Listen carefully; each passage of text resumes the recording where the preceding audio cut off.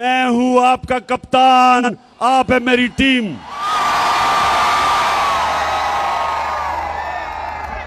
और फैसलाबाद इलेक्शन भी आ रहा है, यहां एक इलेक्शन भी है, आपको पता है लोटों का।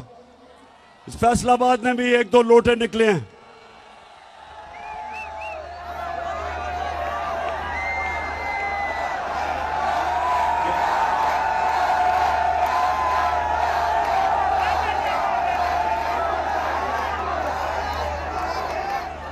तो एक तो आप सब ने मेरे से वादा करना है हाथ खड़ा करके।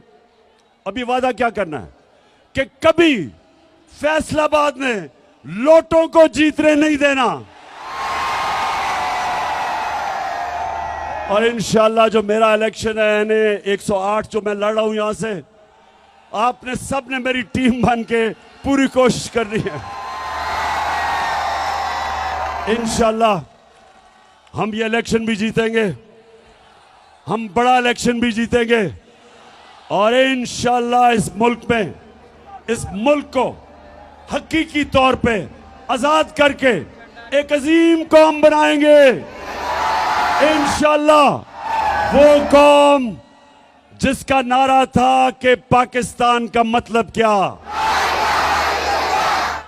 और मेरा तेरा रिश्ता क्या।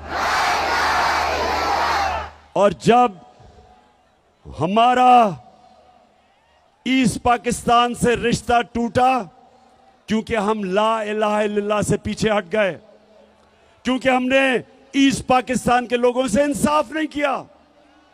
जब आप इंसाफ नहीं करते इंतशार होता है और अल्लाह का हुक्म है, अल्लाह का तो हुक्म है कि मेरी जमीन पे इंसाफ कायम करो।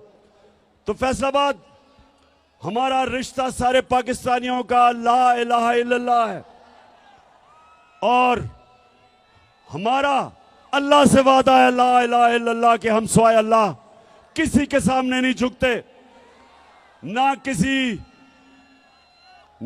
अमेरिकनों के सामने झुकते हैं, ना पैसे के सामने झुकते हैं, ना खौफ के बुत के सामने झुकते हैं, ना लालच के सामने झुकते हैं। हम एक खुददार कौम है, हम एक गैरतमंद कौम है और इंशाअल्लाह हम एक दिन आएगा कि सारी दुनिया में हमारे हरे पासपोर्ट की इज्जत होगी। पाकिस्तान जिंदाबाद। एनआरओ लेके दोनों वापस आ गए। फिर थोड़ी मुश्किल पड़ी जब जरदारी ने कहा मैं ईंट से ईंट बजा दूंगा, डर के फिर बाहर भाग गया। नवाज शरीफ वो जो झूठ बोल के यहां से गया वो फिर बाहर भाग गया।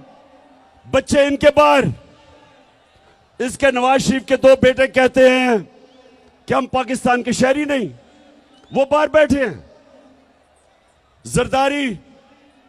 जरदारी वो आदमी है जिसने मेमो गेट के अंदर अमेरिकनों को कहा था, हुसैन हुकानी को उसने भेजा, एडमिरल मलन को, कि मुझे पाकिस्तानी फौज से प्रोटेक्शन चाहिए।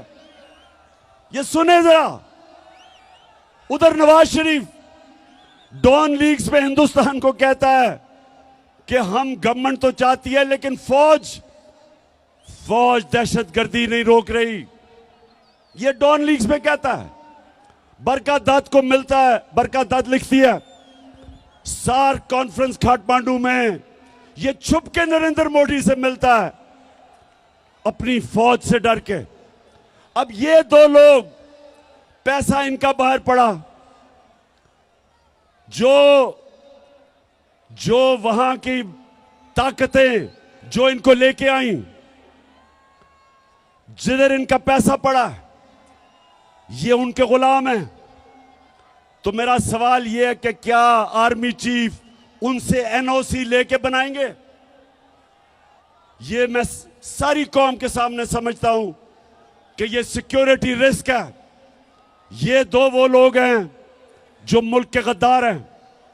पैसा बाहर, इंटरेस्ट बाहर, करप्ट। ये माजी में डॉन लीग्स और मेमोगेट, किसी सूरत इस मुल्क की तकदीर इनके हाथ में नहीं होनी चाहिए।